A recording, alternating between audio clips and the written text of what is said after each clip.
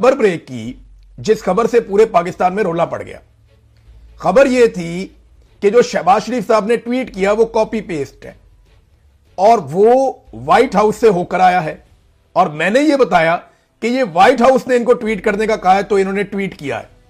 और नालायकी इनकी ये है कि जो पहली लाइन जिसको मिटाना था, जिसमें लिखा हुआ था पाकिस्तान पीएम, यानी वो ड्राफ्ट था Pakistan PM post on x, तो वो जो चीज है वो मिटाने की बजाय उसको भी साथ ही छाप दिया। नालायकी इनकी ये थी। मैंने इसकी कर दी निशानदेही और मैंने बता दिया कि काम तो अच्छा हुआ, जंगबंदी हो गई और इस पे सबको खुशी है, लेकिन हमारे वजीर आजम ने नालायकी दिखाई है। और वैसे भी डोनाल्ड ट्रंप को नालायक लोग पसंद हैं। मैंने ये किया। इसके बाद जो रोला पड़ा पाकिस्तान में कि पता नहीं मैं गद्दार हूं, मैं चाह रहा हूं पाकिस्तान जंग में उतर जाए, पाकिस्तान सऊदीया से लड़े या पाकिस्तान ईरान से लड़े, मैंने तो ऐसी बात कही नहीं की। मेरी खबर के ऊपर पाकिस्तान में यह कहा गया कि यह प्रोपेगेंडा है।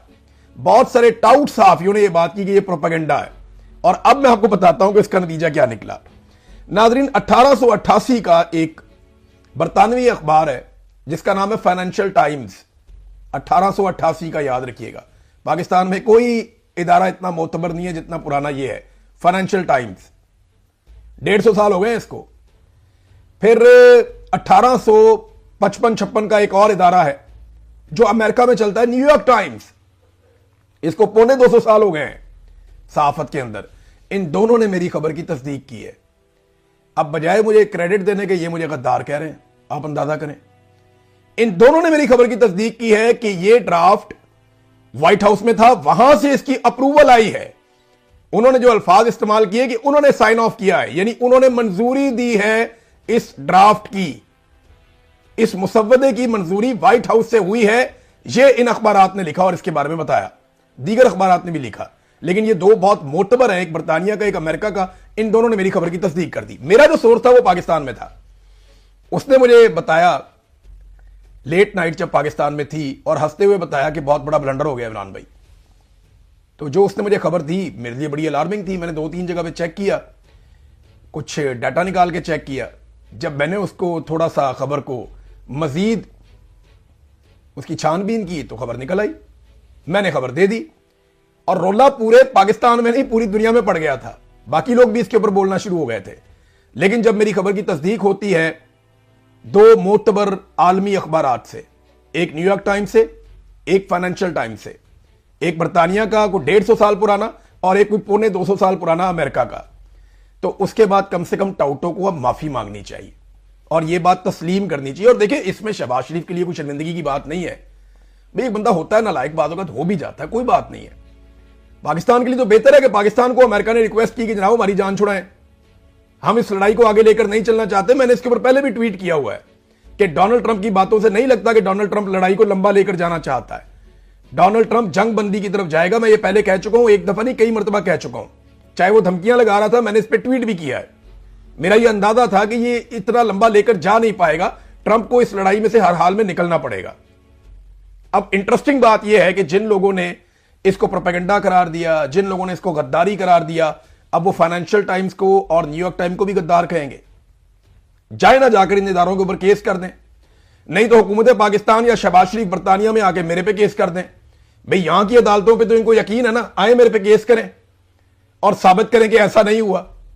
करें ना केस मेरे ऊपर यहां पे आके। तो ये कभी केस नहीं करेंगे, ये झूठे हैं, फ्रॉडी हैं। इन्होंने जो सोशल मीडिया का गंद जो मेरे ऊपर उछाला और जो इन्होंने टाउट्स मेरे ऊपर छोड़े, उसके बाद ये सूरत बन गई और अब ये माफी भी नहीं मांगते। और इसमें जो मेन बेइज्जती है ना, मैं आपको बता रहा था, वो शहबाज शरीफ की नहीं है, वो डोनाल्ड ट्रंप की है। डोनाल्ड ट्रंप एक तरफ धमकियां लगा रहा था कि ये कर देंगे, वो कर देंगे, पत्थर के जमाने में धकेल देंगे, इतने घंटे बाकी हैं, इतने घंटे बाकी हैं, अब ये होने वाला है, इतने बजे हमला करेंगे। और साथ ही वो डोनाल्ड ट्रंप एक ड्राफ्ट भिजवा रहा था कि यार ये करो, मेरी जान छुड़ाओ, यानी मेरे से अपील करो कि जंगबंदी के लिए टाइम और बढ़ा दूं 2 हफ्ते, जंगबंदी कर दूं 2 हफ्ते के लिए, मेरे से अपील करो, मैं अपील मंजूर कर लूंगा। और ईरान को राजी किसने किया? ईरान को चाइना ने राजी किया, ये अमेरिका ने भी बताया और पाकिस्तान ने भी राजी किया। पाकिस्तान लगातार ईरान के साथ राब्ते में था, ऐसा नहीं है कि पाकिस्तान ने कुछ नहीं किया। पाकिस्तान अमेरिका और ईरान दोनों के साथ राब्ते में था और पूरी कोशिश कर रहा था अरब ममालिक को भी राब्ते में रख के कि जंगबंदी हो जाए। लेकिन जिनका इंपॉर्टेंट रोल है, जो चीजें हकायक है और मंजर आम के ऊपर है, वो मैंने आपके सामने सारे रख दिए हैं। अब टाउटों को चाहिए कि माफी मांगे इस बात के ऊपर कि आलमी अखबारात ने बाकायदा उस बात की तस्दीक की कि ये ड्राफ्ट फाइनलाइज हुआ व्हाइट हाउस में और उसको कॉपी पेस्ट किया शहबाज शरीफ ने। अब नाज़रीन आ जाएं मुज़ाकरात की तरफ जो इस्लामाबाद में हो रहे हैं। इस्लामाबाद में काफ़ी तैयारियां की गई हैं मुज़ाकरात के हवाले से, लेकिन कुछ इंपॉर्टेंट चीज़ें मैं आपके साथ शेयर करूं। सबसे पहले तो यह है कि आबनाए हुर्मुज़ अभी तक पूरी तरह नहीं खुली और उसको खोलने के लिए ईरान की शराइत हैं और वो ये कहता है कि सीज़ फायर की शराइत मुकम्मल की जाएँ। जो अमरीकी क़यादत है वो पाकिस्तान में मुज़ाकरात के लिए रवाना हुई है, उनका साजो सामान पाकिस्तान में पहुँच गया है और वो अपने ही सामान के ऊपर भरोसा करते हैं। सुपर पावर भी है वो कहलाता है, उसके पास बहुत पैसा भी है, लिहाजा अमरीकी नायब सदर और बाकी लोग पाकिस्तान पहुंचेंगे मुज़ाकरात करने के लिए जंगबंदी के। जबकि ईरान की मुज़ाकराती टीम इस्लामाबाद अभी नहीं पहुंची। पहले खबर ये आई थी कि टीम पहुंच गई है, लेकिन ईरान की तरफ से एक स्टेटमेंट भी है कि लबनान पर इसराइली हमले रुकने तक मुज़ाकरात मुअत्तल हैं। ये एक खबर एजेंसी है और ये ईरान में पासदाराने इनकलाब से मुंसलिक न्यूज़ एजेंसी तस्नीम है, उसने ईरानी वफद के इस्लामाबाद पहुंचने से मुताल्लिक खबरों की तरदीद कर दी है और इस न्यूज़ एजेंसी ने एक बाखबर ज़राए का हवाला देते हुए रिपोर्ट किया कि ईरानी मुज़ाकराती टीम के अमरीका से मुज़ाकरात के लिए इस्लामाबाद पाकिस्तान पहुंचने से मुताल्लिक कुछ मीडिया इदारों की खबरें मुकम्मल झूठी हैं। यह BBC पे रिपोर्ट हो रहा है और उनके मुताबिक ज़राए ने उन्हें बताया कि जब तक अमेरिका लबनान पर इसराइली हमले रुकवाने का अपना वादा पूरा नहीं करता तब तक मुज़ाकरात मुअत्तल रहेंगे।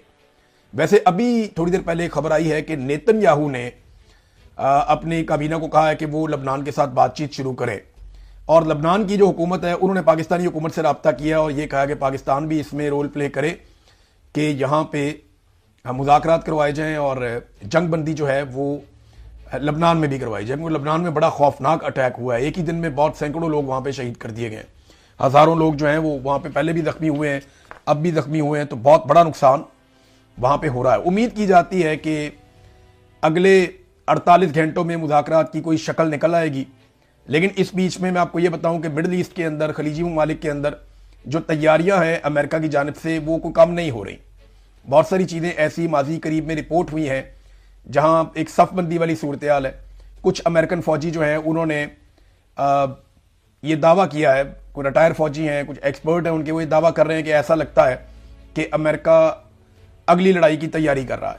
अगर ये मुज़ाकरात कामयाब नहीं होते तो पहले से ज़्यादा खौफनाक जंग हो सकती है। और ईरान की जानिब से भी ऐसी इत्तलात आ रही हैं कि वो भी तैयारी कर रहे हैं और वो भी भरपूर जवाब उसी तरीके से देंगे जैसे उन पर हमला किया जाएगा। लेकिन उम्मीद की जाती है कि ये जंगबंदी हो जाए।